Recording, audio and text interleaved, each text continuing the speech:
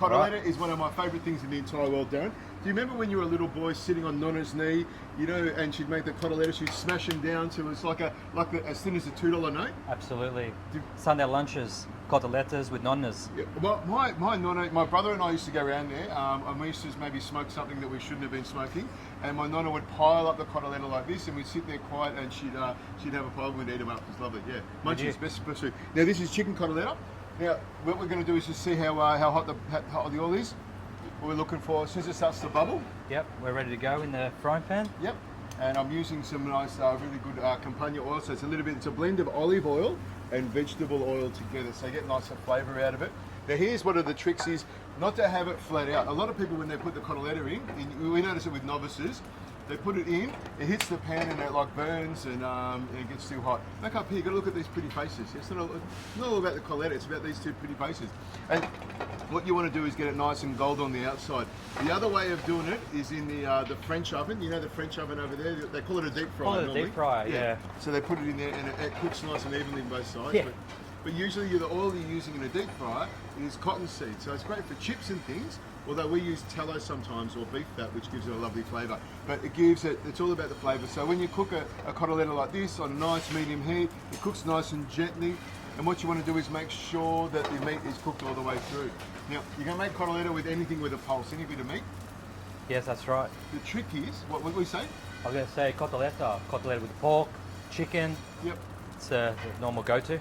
Normally it's made with a tender cut like this chicken breast here, but if you want to use something like, they use like Girello, with a tougher cut, what they do is that's where they hammer it out or tenderize it. Yep. They use the hammer to bash it around, or the glad wrap roll, they'll bash it with that, or the back of a bottle, they can do it with whatever you want. You can see it's starting to colour around. To get some colour here. Exactly, beautiful. Flip that over. There we go.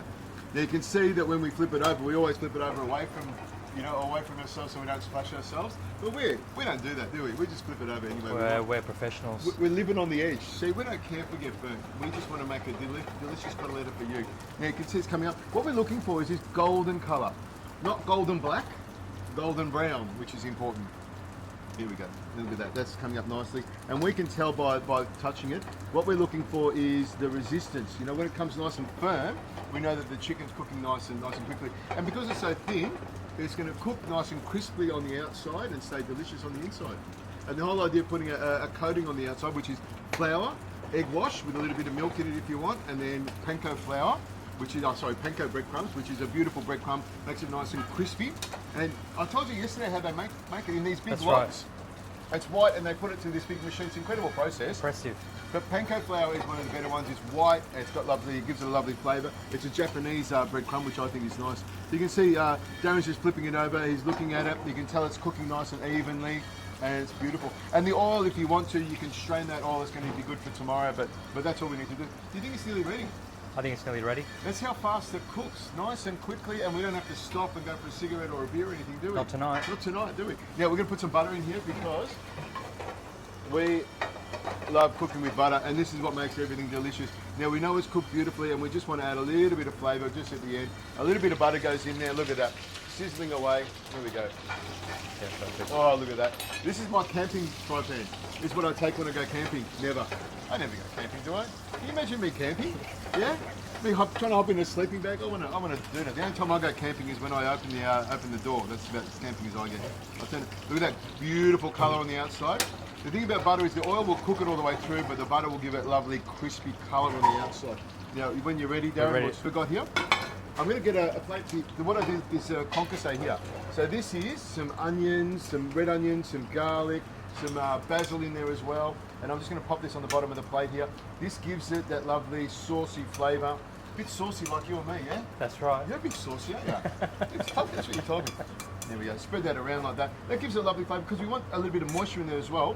Now, we don't put the sauce on the top of it because we want the cottaletta to be nice and crisp. We'll slide that under there. Oh, look at that. It's winning at everything, isn't it? Nice big plate here. Now come over here. This is what we're going to put it over here. This is squeezing here. There we go. Is that good? Why'd you hop on the other side, Darren? There we go. Do that again. Is that stop?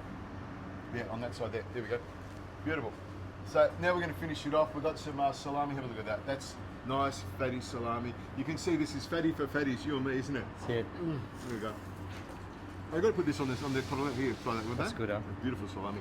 I put a couple of slices of salami on it. You can put mortadella on here. You can put prosciutto on here. It's just melt that fat just while it's hot melts into it. I've got a bit of basil on there as well and some rocket. Got some extra virgin olive oil, some salt and pepper on there, and then a lemon. Squeeze a bit of lemon juice in there, and pecorino cheese on the top. What do you think of that? Perfect. You ready with the pecorino? Yeah, yeah. There we go. You've got to do this really See it. fast. So you put the rocket on there. There we go. Rocket on there and pecorino on the top. Hey, Stunning. that's too good to go out to the punters. You and I should eat this, shouldn't we? Here we go. I've got the knife and fork up here. Here we go. One for you, one for me. This is why chefs eat better than anyone else in the world. There you go, Darren, tuck into that one. Look at that, cooked all the way through. And the thing about crumbing like this or using a batter is it creates a steam layer on the Perfect. inside. So the actual chicken doesn't fry, it's the outside that fries. On the inside, it steams beautifully.